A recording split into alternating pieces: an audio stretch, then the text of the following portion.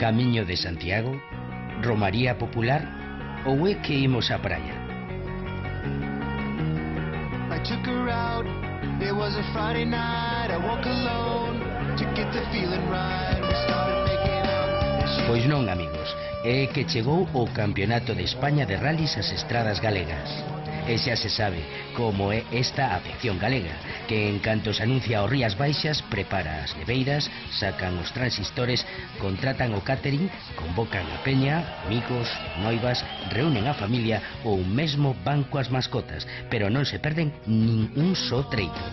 On the drive home, I called her mom from a payphone, I said I was Algúns ata mercan entrada de palco de sol ou sombra, outros prefiren imitar os monos e subiren as árbores. E tampouco podemos olvidar que este é un evento internacional cuyo eco chega mesmo ata Oriente. E como sempre en Galicia non se sabe se chove ou se fai sol.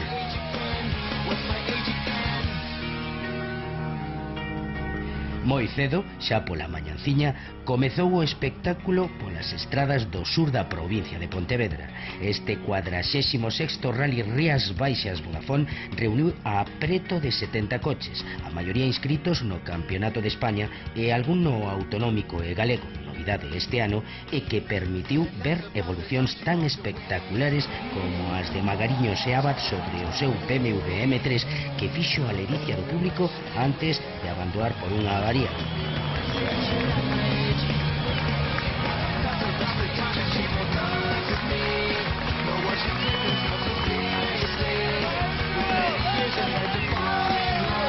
A chuvia fixo acto de presencia a primeira hora da mañán, complicando moito as cousas aos pilotos nos treitos, nas neves, Covelo e Fornelos.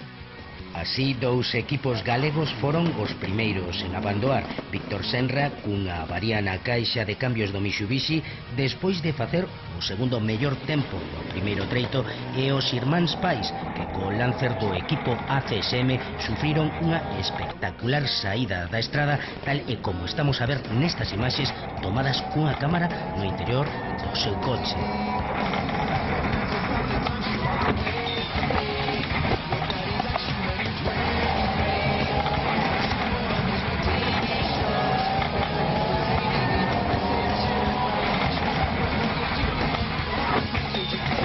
Cousas difíciles de adherencia, o que máis sufría era Miguel Fuster con Porsche GT3. Perdía xa as opcións de vitoria nos dous primeiros treitos, cedendo máis de minuto e medio. Así a vantaxe era para un Berti Evia que atopaba na unidade o mellor aliado para o seu Skoda Fabia S2000, un coche con tracción 4x4 que agarraba mellor no asfalto.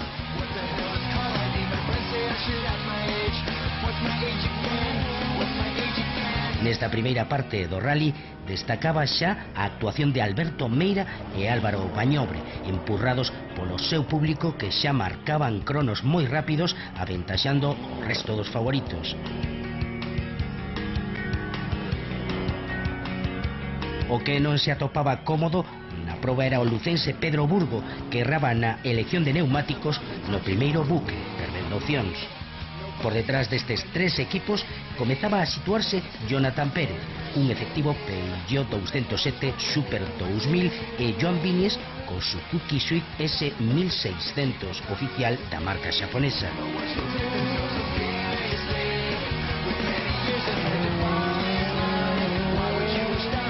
Tras os treitos da mañán, o asfalto íase secando e comezaban a trocar as posicións.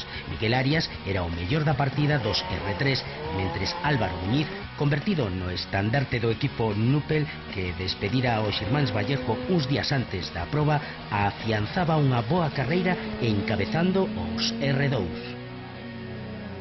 Outra das sorpresas agradables do rally a daba o piloto local Pablo Pazó, que xunto co seu copiloto Joan García encabezaban a competida Copa Monomarca do Suzuki Swift, con 16 coches en carreira que convertían a marca xaponesa na máis numerosa da lista de inscritos.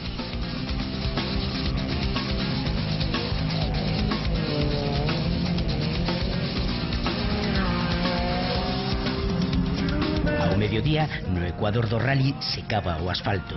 Os equipos que aínda estaban en carreira chegaban ao recinto feiral do IFEBI para facer un reagrupamento e pasar polo parque de traballo, onde os mecánicos traballaban arreo para poñer a punto os coches para os decisivos treitos da tarde.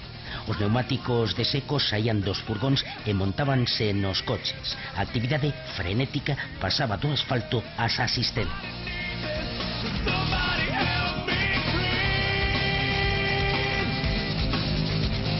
E comenzaba a parte decisiva da proba, que cambiaba de escenarios cara a Ponteareas e Mondariz. Ali, en dúas pasadas, íase a decidir o gañador da proba, con moito público ateigando as beiravías, disposto a desfrutar do gran espectáculo dos rallies. Un dos primeiros en caer pola tarde era o piloto vasco de Suzuki, Gorka Antxustegi, co Swift S1600 oficial, que tras sufrir unha penalización por problemas técnicos avariaba definitivamente a súa mecánica.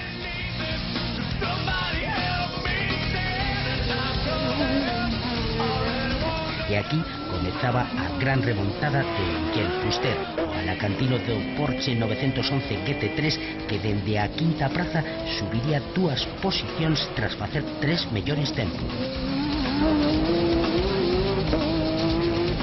Tampouco lle ían ben as cousas a Joan Viñes, que perdía unha praza ante un efectivo Lujúa, e a Miguel Arias, ao que lle pasaba o mesmo fronte a Mantecón. Tampouco Pedro Burgo era quen de aguantar o ataque de Miguel Fuster nas postrimerías do rally e perdía a posición de podium a só 2 treitos do final. O mesmo lle pasaba a Jonathan Pérez, que perdía forza nos últimos compases baixando ata a quinta praza. Peor aínda iríalle a Lujúa, un dos protagonistas da Mitsubishi Evo Cup, que abandoaba no último bucle con avaría. E a estas alturas o que estaba a conseguir unha boa renda de posicións era Bruno Meira, o irmán de Alberto, moi entonado nun Mitsubishi Lancer Evo 10 que chegaba a meterse entre os 10 primeiros. Preto de Alberto, o coruñés Álvaro Muñiz comezaba a abordalo sobre o Ford Fiesta R2 do equipo Nupel, rematando a proba na 13ª praza.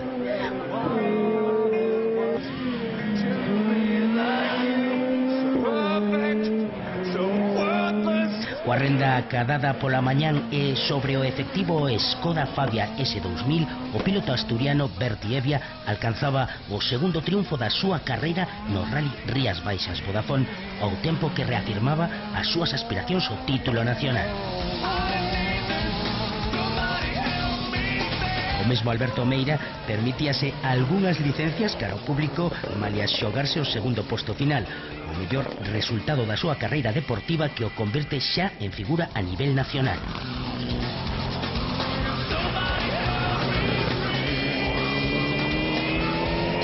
Fuster remataba a remontada na 3ª posición, satisfeito, e mesmo Pedro Burgo aínda pescaba no último treito, atacando a Jonathan Pérez, ao que lle arrebataba a 4ª praza. Viñes, o Suzuki remataba sexto, mentres Mantecón, Miguel Arias, Bruno Meira e José Suárez completaban os 10 primeiros.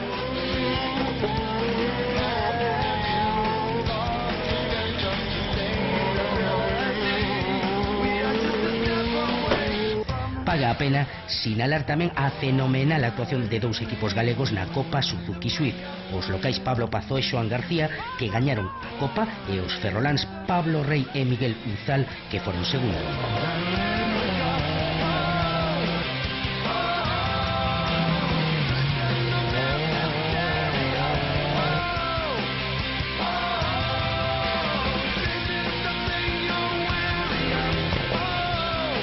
O remate da proba viguesa tivo este ano un novo escenario, xa que os gañadores recibiron as honras na Porta do Sol, rodeados polo público que celebrou o seu triunfo, moi especialmente os dos pilotos galegos.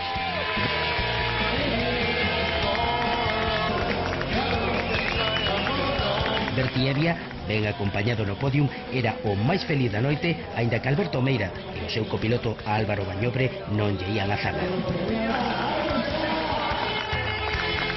Sí, a verdade que un un segundo posto non fixéramos nunca, o mellor resultado fora un cuarto posto tanto aquí no Rías como no campeonato nacional portugués este ano tamén. E a verdade estamos todos moi contentos, todo o equipo funcionou o 100%, desde aquí yo dedicamos a todos os aficionados que nos están apoyando sempre desde as cunetas, aparte do resultado polo bo comportamento que tuveron hoxe, que non hubo ninguna incidencia e así dá gusto correr. E vamos facer 2 probas máis do nacional aquí en Galicia, se todo vai ben seguramente os responsables de Pirelli queren que fagamos o Cataluña do Mundial. Realmente pois é un rally que nos gusta moito, levamos moitas edicións practicando este rally. Bueno, este ano viñemos aquí este rally preparados cun vehículo de última xeración. Sabíamos que podíamos optar a estar nos 3 primeiros postos, pero bueno, loitamos, a choiva axudounos un pouquiño, e a dote de pilotaxe deste piloto de Alberto Meira, pois realmente demostraron que a día de hoxe somos competitivos cos mellores pilotos de España. Que para ser un rally Rías Bajas non un rally complicado, ¿no? La broma de hoy a la mañana de llover y tal complicó un poco todo y bueno, creo que fue un rally difícil y complicado para todos. El cuarto puesto es lo más positivo de toda la carrera, ¿no? Es un buen resultado de cara al campeonato. Segundos de grupo N no está mal, ¿no? O Rally Rías Baixas Vodafone deixou boas sensacións á afección, vale haberse privada da presencia dun dos seus ídolos, Sergio Vallejo, pero ca ledicia a cambio de veren como unha proba que correu perigo de non celebrarse saiu adiante finalmente. E aínda quedan máis amigos, porque de seguido veñen o de Ourense e máis o Rally de Ferrol. A emoción do mellor automobilismo vivirase na Televisión de Galicia.